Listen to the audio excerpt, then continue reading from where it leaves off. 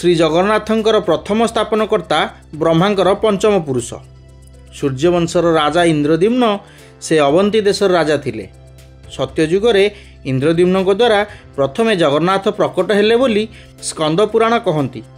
जस्तु साक्षात जगन्नाथ आविर्भूत कृतेन 21तम अध्याय सत्ययुगरे एही पौराणिक पुरुष पूजा ख्यात पई चेष्टा करथिले। त्रेतया युगर क्षेत्र थिला, मात्र पूजा ऋषि मानक द्वारा ही हेउथिला। राजा रत्नग्रीव त्रेता युगरे दर्शन करियाकू आसीथिबा पद्म पुराण कहती। एही इंद्रद्युम्नक समय थिला द्वितीय परार्ध स्वयंभुव मनुक राजस्व काल रे श्वेतवाराह कल्प। एतेबेलकू दारु पूजा आरंभ होइतिला। एही इंद्रद्युम्न को श्रीमंदिर रे श्राद्ध परंपरा अनुसार आश्वमेधी इंद्रद्युम्न कहती। केही केही इंद्रभूति, केही केही बा इंद्र बोली मध्य कहती। मात्र जहाँ जना जाए जेतेबेले जो राजा जगन्नाथक पूजारे निकटतम व्यक्ति रूप में आसीछंती से निजकू इंद्रद्युम्न बोलाउथिबा मादला पांजीर जजाति केशरी इतिहास जना जाए। कृष्णचंद्र आचार्य मतरे ताहा 156 कोटी वर्ष तलर कथा।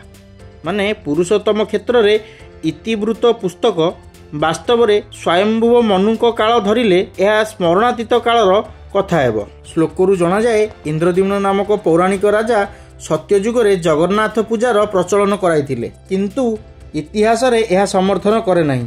आसंतु जानिबा श्री जगन्नाथंकर श्री अर्थर कौन महत्व रही।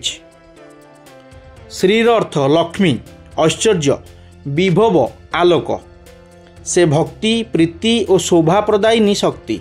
से जगन्मय ज्योति स्वरूप। से सर्वप्रकाश्य। से ही पथ प्रदर्शक।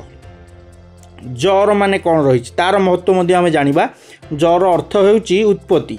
विष्णु, पितामाता, तेज। सकल सृष्टिर कारण हेउचंती भगवान जगन्नाथ। सर्वदेवता तांकठारु सृष्टि। से वेद, मंत्र, योग, ज्ञान आदिर उत्पत्ति स्थल। से ही आराध्य देवता विष्णु। से ही हेउचंती सकल प्राणी जगतर पितामाता। से संसारर सर्वकारिणी शक्ति रूपे विद्यमान। एबे आसंतु जानिबा गौर महत्व कौन रही। गौर अर्थ कौन। गौर अर्थ गमन, स्वर्ग, गुरु। अर्थात से हेउचंती अनंत, सागर परी गभीर, गोलाप परी कोमल। से समस्तंकर गुरु।